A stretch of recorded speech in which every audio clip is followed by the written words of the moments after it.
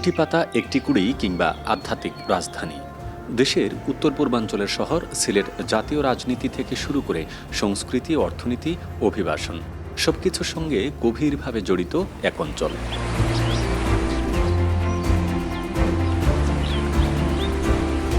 পাহাড়, চা বাগান আর প্রবাসীদের স্বপ্নের শহর সিলেটে এখন আগামী জাতীয় নির্বাচনকে ঘিরে অঞ্চলের তরুণ সমাজে দোলা দিচ্ছে নতুন আশা, নতুন ভাবনা।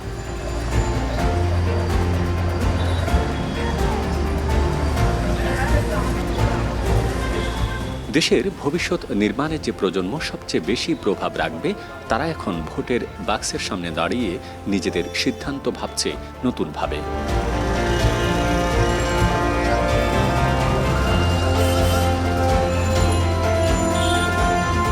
চলতে চলতে নগরীর কাজিরবাজার ব্রিজ এলাকায় দেখা হয় সিলেট শহরের ২০ নং ওয়ার্ডের বাসিন্দা অমিত হাসান মাহির সাথে। ভাইয়া, কথা বলতে পারি? আমি গুলজার। আলাপ সূত্রে জানলাম তিনি এবারই প্রথম ভোটার হয়েছেন। ভোট ভাবনা জিজ্ঞেস করতেই এ তরুণ বললেন তার ভাবনা কেবল সিলেটের পর্যটন খাত। আমি একটা ট্যুর অপারেটর হিসাবে কাজ করছি সিলেটের ট্যুরিজম, প্রায় বাংলাদেশ ট্যুরিজমের সাথে। আমি একজন পর্যটক অপারেটর হিসাবে চাইব সিলেটের যে পর্যটক শিল্পগুলো আছে ওগুলাকে প্রমোট করা। সিলেটে অনেক একটা সি বিচ পরে সবগুলা সিলেটে আছে। আপনি দেখেন পাহাড়, পাথর, নদী সব কিছু দিয়ে সমৃদ্ধ। তার কথায় উঠে আসে এ অঞ্চল দেশের অন্যতম পর্যটন নগরী হলেও প্রয়োজনীয় উন্নয়ন এখনও পুরোপুরি বাস্তবায়িত হয়নি।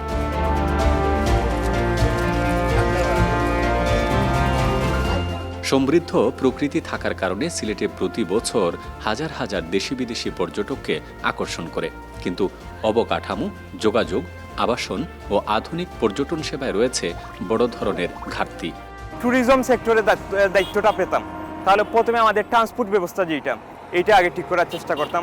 আমাদের যদি সিলেটের কথা বলি, ঢাকা থেকে সিলেটের যে সয়লেন্থর কাজ, এগুলো আমরা সর্বোচ্চ চেষ্টা করতাম যাতে এক বছরের মধ্যে কাজগুলো সমাপ্তি করা যায়। ট্যুরিস্ট যারা হবে তাদের নিরাপত্তা মেনলি হচ্ছে আমাদের এখানে নিরাপত্তা অনেকজনিত কারণ আছে, বা ট্রান্সপোর্টে অনেক গাড়ি বা হোটেল, এই ব্যবস্থা একটু মোটিভ যদি আমরা করি বা একটু জিওর ভিতরে রাখি। আর ট্যুরিজম ছোটো ছোটো অপারেটর যারা প্রতিষ্ঠান আছে তাদেরকে যদি একটু আমরা সাপোর্ট দিই তাহলে এগুলো আরও উন্নয়ন করা যাবে, বা আমি মনে করি এগুলাতে একটু ফোকাস দেওয়া দরকার। তারা সিলেটে যদি আসে, দেখতে আসে, তাহলে সিলেটকে অর্থনৈতিকভাবে এগিয়ে যাবে। কারণ সিলেটে একজন পর্যটক আসলে হোটেল, ট্রান্সপোর্ট সবগুলো সিলেটেরই ব্যবহার হবে, তখন সিলেট টাকাটা সিলেটেই আসবে।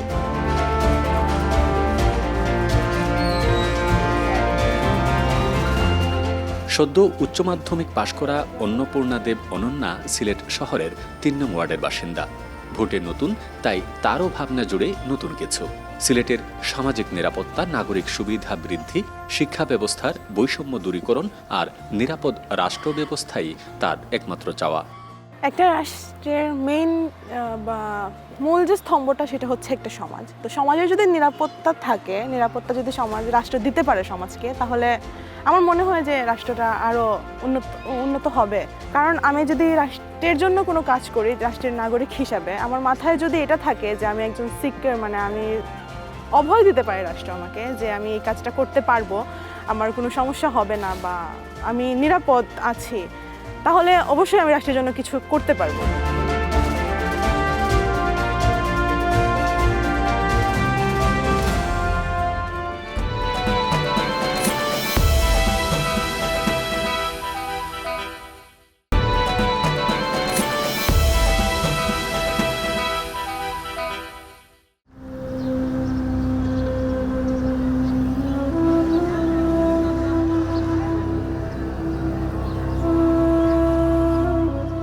প্রাকৃতিকভাবে সমৃদ্ধ সিলেটের যে জনপদ গড়ে উঠেছিল খরস্রোতা সুরমার বৈচিত্র্যতা নিয়ে, সেই অঞ্চল এখন ধুঁকে মরছে দখল, দূষণে। সৌন্দর্যের রূপ হারিয়ে স্বাধীনতা পরবর্তী সময়ে সিলেট এখন বিপর্যস্ত অবস্থায় দাঁড়িয়ে আছে।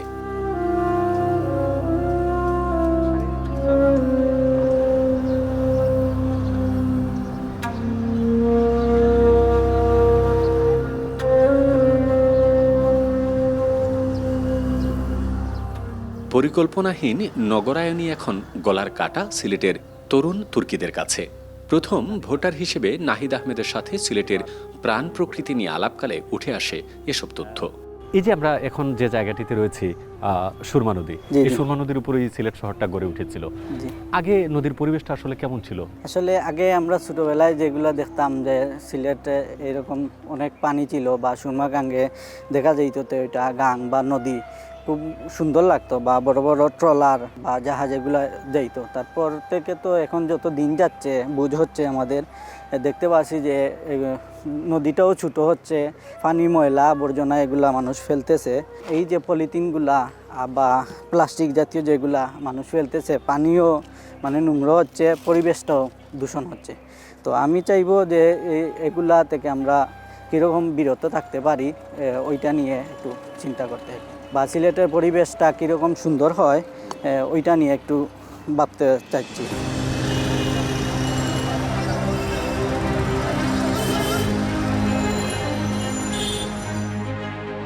আপনাদের এখানে কি কেউ আছে যে নতুন ভোটার হয়েছেন, এবার ভোট দেবেন? একজন আছেন, আচ্ছা আচ্ছা। ভাই কি নাম আপনার? জি, আসসালামু আলাইকুম। আমার নাম সাজ্জাদ রহমান লিসান। সদ্য ভোটার হওয়ায় তরুণ বলছিলেন, তিনি যদি রাষ্ট্র গঠনে সুযোগ পেতেন তাহলে প্রাতিষ্ঠানিক শিক্ষার পাশাপাশি অঞ্চলের মানুষকে কর্মদক্ষতা বাড়ানোর দিকে বিশেষ নজর থাকতো তার।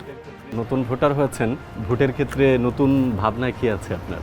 আমাদের মতো যারা ইয়ং জেনারেশন আছে তারা বেকার থাকবে না, মানে তাদের হাতে কলমে শিক্ষা, বা তারা যখন ঘরে বসে না থেকে যখন হাতে কলমে কিছু করতে পারবে, তাদের ফ্যামিলি দেখাশোনা করতে পারবে, সেই বিষয় নিয়ে আমাদের অনেক চিন্তা ভাবনা আছে। আপনি আসলে কিভাবে এই জিনিসটাকে গুছাবেন? আমার দিক দিয়ে চিন্তা করলে আমি চাকরির জন্য বসে নেই, আমি নিজে কাজ শিখতেছি, আমি নিজে কাজ করতেছি, আমি আমার নিজের একটা ইনকাম সোর্স নিজে তৈরি করতেছি।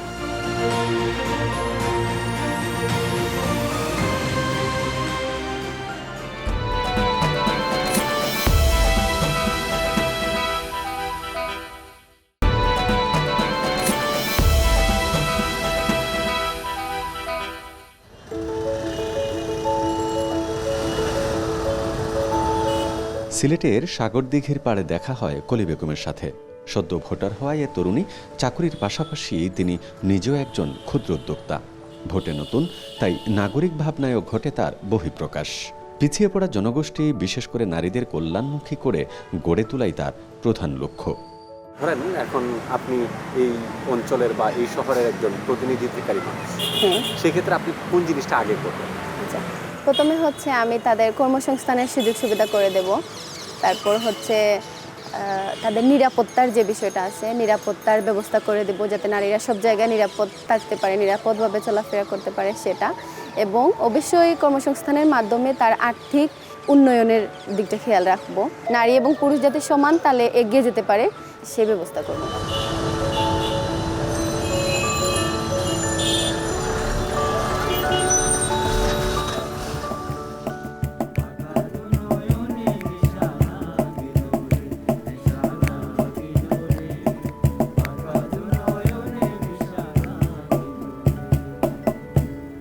বাহ, সুন্দর হচ্ছে আপনাদের।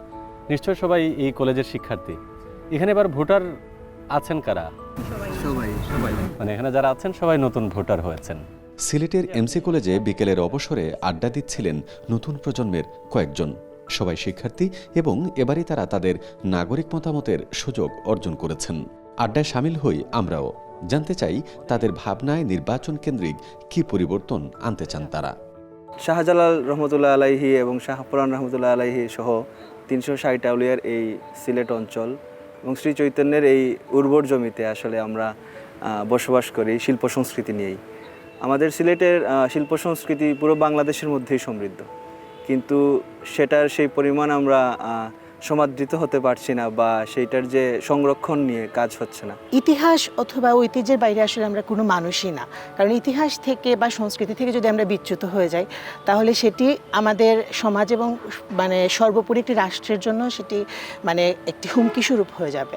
তো সেই ক্ষেত্রে আমার মনে হয় যে আমাদের যে মানে ঐতিহাসিক নিদর্শন রয়েছে বা আমাদের যে সমৃদ্ধ একটা ইতিহাস রয়েছে, সংস্কৃতি রয়েছে, সেটাকে যদি আমরা আরেকটু সংরক্ষণ করতে পারি বা আরেকটু সংরক্ষণের ক্ষেত্রে একটু সচেষ্ট হই, তাহলে সেটা আমাদের ভবিষ্যৎ প্রজন্মের কাছেও অনেকটা একটা মাইলফলক হয়ে থাকবে।